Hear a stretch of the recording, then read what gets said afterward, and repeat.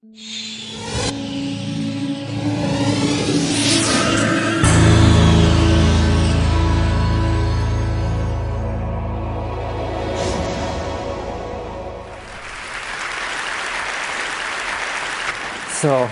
I guess this is a result of globalization that you can find Coca-Cola tins on top of the Everest and Buddhist monk in Monterey. And so I just came 2 days ago from the Himalayas to your kind invitation, so I would like to invite you also for a while to the Himalayas themselves. And to show the place where meditators like me, who began with being a molecular biologist in Pasteur Institute and found their way to the mountains. So these are a few images I was lucky to take and be there. This is the Mount Kailash in eastern Tibet, wonderful setting. This is from Marlborough country.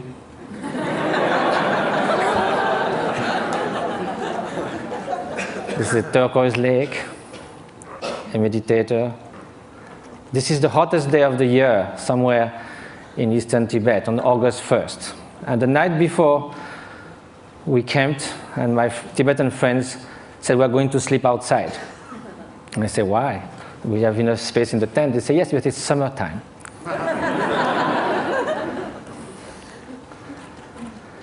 So now we are going to speak of happiness. As a Frenchman, I must say that there are a lot of French intellectuals that seems that happiness is not at all interesting. I just wrote an essay on happiness, and there was a controversy, and someone wrote an article saying, don't impose on us the dirty work of happiness. We don't care about being happy. We need to live with passion. We like the ups and downs of life. We like our suffering because it's so good when it ceases for a while. This is what I see from the balcony of my hermitage in the Himalayas. It's about 2 meters by 3, and you are all welcome anytime. Now let's come to happiness, or well-being. And first of all, despite what the French intellectuals say, it seems that no one wakes up in the morning thinking, may I suffer the whole day. Which means that somehow, consciously or not, directly or indirectly, in the short and the long term, whatever we do, whatever we hope, whatever we dream, somehow is related to a deep, profound desire for well-being or happiness. As Pascal said, even the one who hangs himself somehow is looking for a cessation for suffering. He finds no other way. But then if you look in the literature, East and West, you can find incredible diversity of definition of happiness. Some people say it can only be lived in remembering the past, imagining the future, never in the present. Some people say happiness is right now, is the quality of the freshness of the present moment. And that led to Henri Bergson, the French philosopher, to say all the great thinkers of humanity have left happiness in the vague, so that they could define, each of them could define in their own terms. Well, that will be fine if it was just a secondary preoccupation in life. But now, if it is something that's going to determine the quality of every instant of our life, then we better know what it is, have some clearer idea. And probably the fact that we don't know that is why so often, although we seek happiness, it seems we turn our back to it. Although we want to avoid suffering, it seems we are running someone towards it. And that also comes from some kind of confusions. One of the most common ones is happiness and pleasure. But if we look at the characteristic of those two, pleasure is contingent upon time, upon its object, upon the place. It is something that changes of nature. Beautiful chocolate cake, first serving is delicious, second one, not so much, then we feel disgust. That's the nature of things. We get tired. I used to be a fan of Bach. I used to play it on the guitar, and I can hear it 2, 3, 5 times. If I had to hear it 24 hours non-stop, it might be very tiring. If you are feeling very cold, you come near a fire, it's so wonderful. Then after some moments, you just go a little back, and then it starts burning. It sort of uses itself as you experience it. And also, again, it can also, it's something that it is not something that is radiating outside. Like, you can feel intense pleasure, and some others around you can be suffering a lot. Now, what then will be happiness? And happiness, of course, is such a vague word. So let's say well-being. And so I think the best definition, according to the Buddhist view, is that well-being is not just a mere pleasurable sensation. It is a deep sense of serenity and fulfillment, a state that actually pervades and underlies all emotional states and all the joys of sorrows that can come one's way. Well, that might be surprising. Can we have this kind of well-being while being sad? In a way, why not? Because we are speaking at a different level. Look at the waves coming near the shore. When you are at the bottom of the wave, you hit the bottom. You hit the solid rock. When you are surfing on the top, you are all elated. So you go from elation to depression. There's no depth. Now, if you look at the high sea, there might be beautiful, calm ocean like a mirror. There might be storms, but the depth of the ocean is still there, unchanged. So now, how is that? It can only be a state of being, not just a fleeting emotion, sensation, even joy that can be the spring of happiness. But there's also wicked joy. You can rejoice in someone's suffering. So now, how do we proceed in our quest for happiness? Very often, we look outside. We think that if we could gather this and that, all the conditions, something like we say, everything to be happy, to have everything to be happy, that very sentence already bears the doom of destruction of happiness. To have everything. If we miss something, it collapses. And also when things go wrong, we're trying to fix things outside so much. But our control on the outer world is limited, temporary, and often illusory. So now look at the inner conditions. Aren't it stronger? Isn't it the mind that translates the outer condition into happiness and suffering? And isn't that stronger? We know by experience that we can be in what we call a little paradise and yet be completely unhappy within. The Dalai Lama was once in Portugal, and there was a lot of construction going on everywhere. So one evening he said, look, you are doing all these things, but isn't it nice also to build something within? And he said, unless that, even you get a high-tech flat on the 100th floor of a super modern and comfortable building, if you are deeply unhappy within, all you are going to look for is a window from which to jump. So now, at the opposite, we know a lot of people who in very difficult circumstances manage to keep serenity, inner strength, inner freedom, confidence. So now, if the inner conditions are stronger, of course, the outer conditions do influence. And it's wonderful to live longer, healthier, to have access to information, education, to be able to travel, to have freedom. It's highly desirable. However, this is not enough. Those are just auxiliary help, conditions. The experience that translates everything is within the mind. So then when we ask oneself how to nurture the conditions for happiness, the inner conditions, and which are those which will undermine happiness. So then this needs to have some experience. We have to know from ourselves there are certain states of mind that are conducing to this flourishing, to this well-being, what the Greek call eudaimonia, flourishing. And there are some which are adverse to this well-being. And so if we look from our own experience, anger, hatred, jealousy, arrogance, obsessive desire, strong grasping, they don't leave us in such a good state after we have experienced it. And also they are detrimental to others' happiness. So we may consider that the more those are invading our mind, and like a chain reaction, the more we'll feel miserable, we'll feel tormented.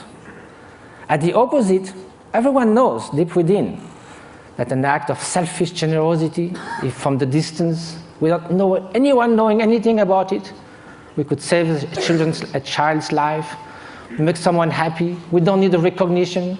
We don't need any gratitude. Just the mere fact of doing that feels such a sense of adequation with our deep nature. And we would like to be like that all the time. So is that possible? To change our way of being, to transform one's mind? Are those negative emotions or destructive emotions inherent to the nature of mind? Is a change possible in our emotions, in our traits, in our moods? So for that we have to ask, what is the nature of mind? And if we look from the experiential point of view, there is a primary quality of consciousness. That is the mere fact to be cognitive, to be aware. Consciousness is like a mirror that allows all images to rise on it. You can have ugly faces, beautiful faces in the mirror. The mirror allows that, but the mirror is not tainted, is not modified, is not altered by those images. Likewise, behind every single thought, there is the bare consciousness, pure awareness. This is the nature. It cannot be tainted intrinsically with hatred or jealousy, because then, if it was always there, like a dye that would permeate the whole cloth, then it would be found all the time somewhere. We know we're not always angry, always jealous, or always generous. So because the basic fabric of consciousness is this pure cognitive quality that differentiates it from a stone, there is a possibility for change, because all emotions are fleeting. That is the ground for mind training. Mind training is based on the idea that two opposite mental factors cannot happen at the same time. You could go from love to hate, but you cannot at the same time, toward the same object, the same person, one to harm and one to the good. You cannot in the same gesture shake hand and give a blow. So there are natural antidotes to emotions that are destructive to our inner well-being. So that's a way to proceed. Rejoicing compared to jealousy, a kind of sense of inner freedom as opposite to intense grasping and obsession, benevolence, loving kindness against hatred. But of course, each emotion then would need a particular antidote. Another way is to try to find a general antidote to all emotions.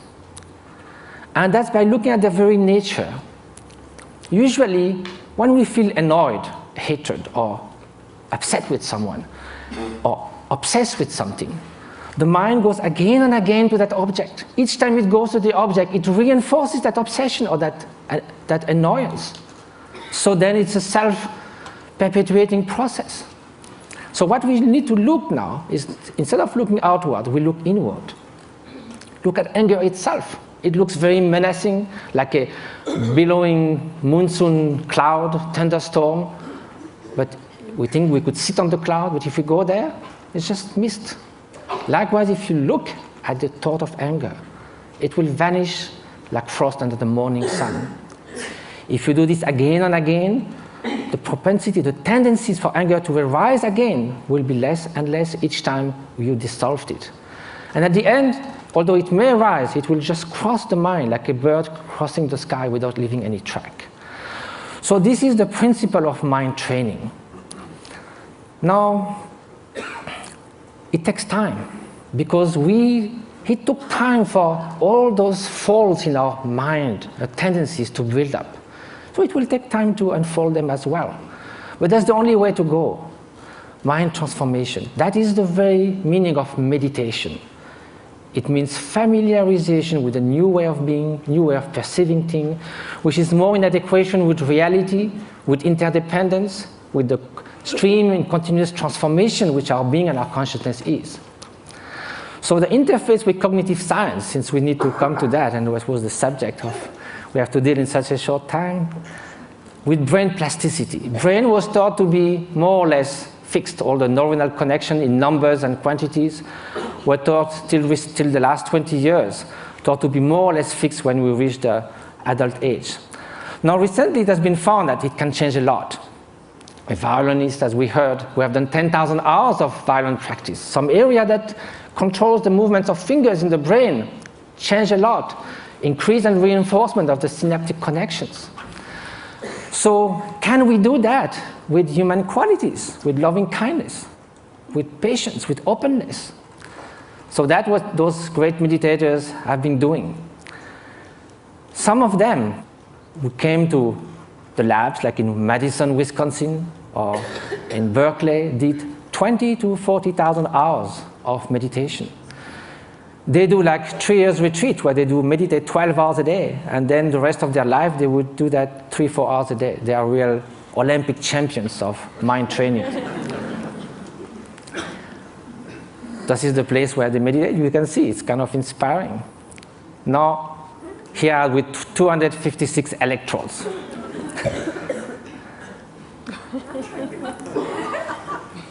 So what did they find? Of course, same thing, the scientific embargo. A paper has been submitted to Nature. Hopefully it will be accepted.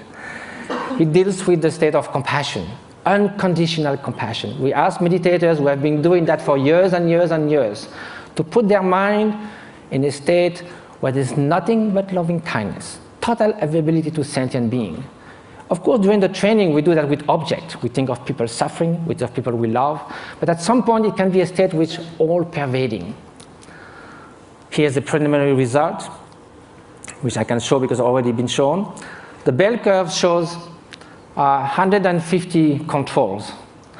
And what is being looked at is the difference between the right and the left frontal lobe. In very short, people who have more activity on the right side of the prefrontal cortex are more depressed, withdrawn, they don't describe a lot of positive affect. It's the opposite on the left side, more tendency to altruism, to happiness, to express, and curiosity, and so forth. So there's a basic line for people, and also it can be changed. If you see a comic movie, you go more to the left side. If you are happy about something, you'll go more to the left side. If you have a bout of depression, you'll go to the right side. Here, the minus 0.5 is a 4 standard deviation of a meditator who meditates on compassion. It's something that is totally out of the bell curve. So I have no time to go into all the different scientific results. Hopefully they will come. But they found that this is after 3.5 hours in a fMRI. It's like coming out of a space ship. Also, it has been shown in other labs, for instance, Paul Ekman's labs in Berkeley, that some meditators are able also to control the emotional response more than it could be taught. Like the startle experiments, for instance. If you sit a guy on a chair with all this kind of apparatus measuring your physiology, and there's kind of a bomb that goes off. It's a so instinctive response that in 20 years, they never saw anyone who would not jump. Some meditators, without trying to stop it, but simply by being completely open, thinking that that bang is just going to be just a small event, like a shooting stars, they're able not to move at all. So the whole point of that is not sort of to make like a circus thing of showing exceptional beings who can jump or whatever. It's more to say that mind training matters. That this is not just a luxury. This is not a supplementary vitamin for the soul. This is something that's going to determine the quality of every instant of our life. We are ready to spend 50 years achieving education. We love to do jogging, fitness. We do all kinds of things to remain beautiful. Yet, we spend surprisingly little time taking care of what matters most, the way our mind functions, which again is the ultimate thing that determines the quality of our experience. Now, compassion should also be put in action.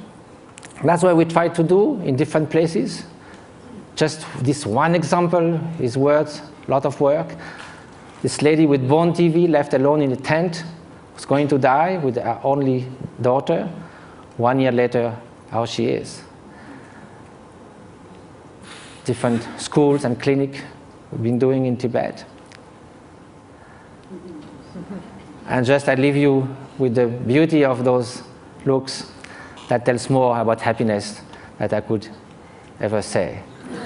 And jumping monks of Tibet, flying monks.